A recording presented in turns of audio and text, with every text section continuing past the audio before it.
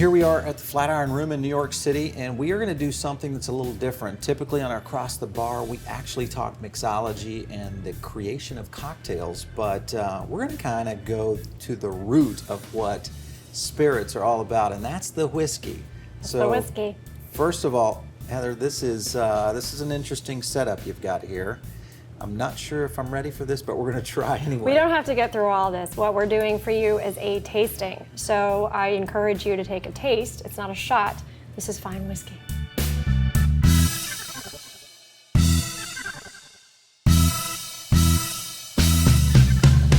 You come from the wine world, so people who come from the wine world actually have a lot to appreciate with whiskey.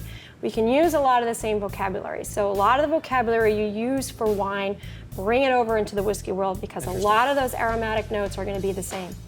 Wow. We also approach it in the same way when we look at food pairings. We want to know, are there echoing flavors? Are there contrasting flavors? Is it going to be enhancing your overall experience?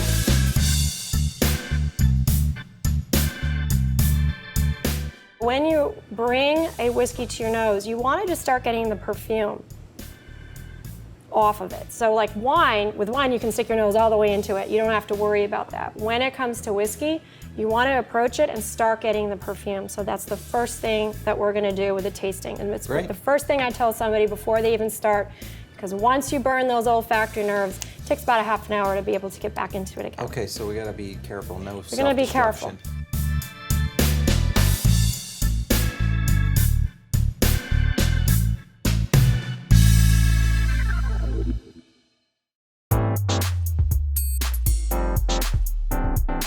Pick up number one, and I'm not telling you what it is just yet. What we want to do, what I'm doing for you here is called a blind tasting. Okay? We take away the whole context surrounding that whiskey. Cost doesn't become a factor anymore. Your brother didn't tell you that this is the whiskey you should enjoy. It's gone, it's erased. Not only that, but when you're in a whole group of people, it really levels the playing field because aficionados and new whiskey loyalists or new whiskey consumers, they all approach it the same way. Well, let's taste one. Have a taste. When you taste your whiskey, and why should you do it alone? Cheers. You want to you're approaching it from two ways. You're approaching it through basically your olfactory system. So you want to get all of those beautiful aromatics, but also on your tongue. So we want to experience all over the different receptors that our whiskey triggers, are sweet, are bitter, and then of course a finish. Right.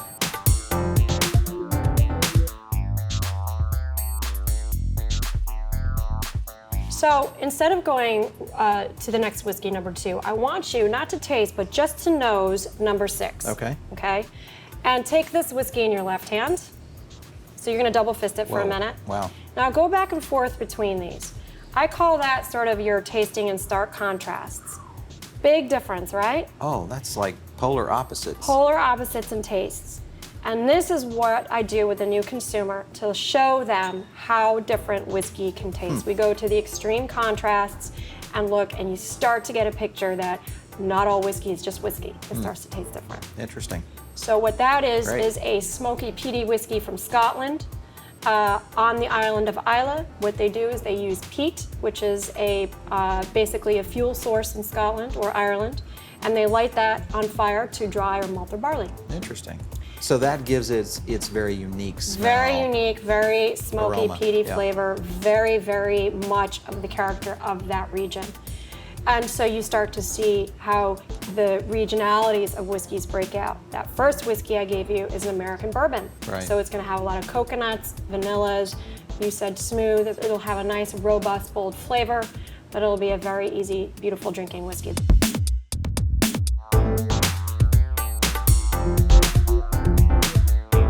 When you create a bourbon, one of the most important things to know is that in order for it to be called a bourbon, it has to be made with 51% corn and it's aged in brand new American oak.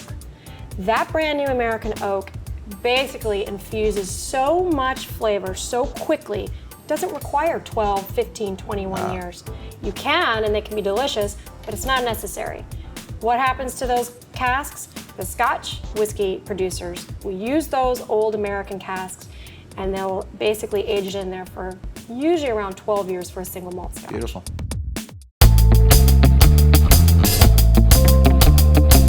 Let's talk about this one. Let's taste this That's guy. a rye. Rye is now coming back to be a very popular spirit in America. It's made with 51% rye.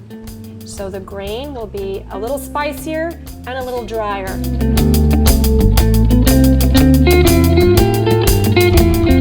So take your number 5 there. Okay. That is a Japanese whiskey.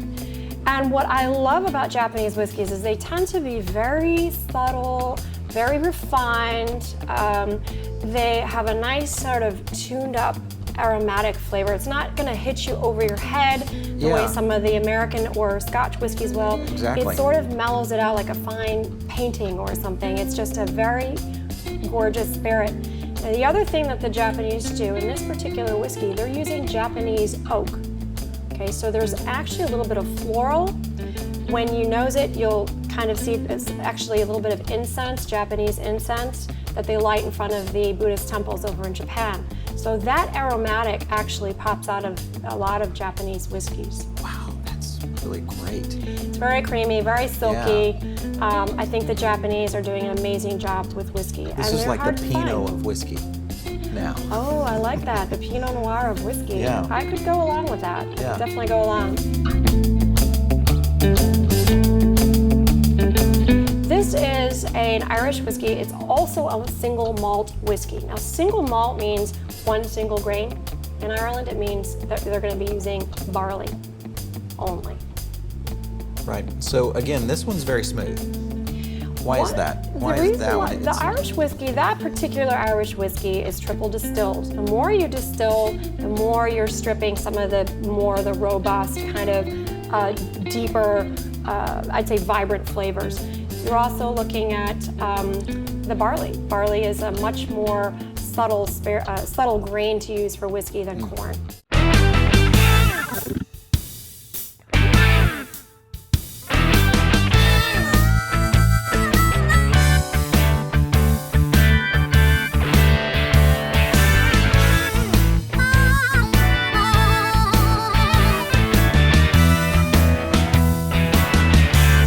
So here at the Flatiron, you guys have classes about this, really trying to educate the consumer and your patrons on kind of the art of whiskey as a whole. How often do you guys do that? I teach classes every Tuesday. We do different themes, so it could be Scotch 101, Bourbon 101.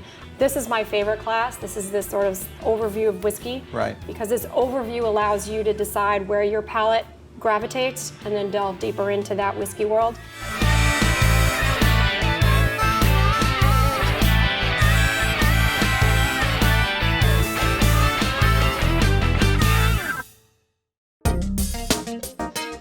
So Heather, thank you so much for inviting us in. I am so glad that we got a chance to kind of explore a liquor like whiskey, because I don't think it truly gets the justice it deserves, you know, with the expansive options that you can go with here. There's it's amazing. over 1,000 whiskeys here, and I think that what's interesting for your show Across the Bar is that you do a lot of cocktails, and I think of whiskey as itself is a cocktail in the black. Right? I mean, it's been aging for, you know, in some of these 12, 15, 30 years, getting all those beautiful aromatics from the wood and the environment.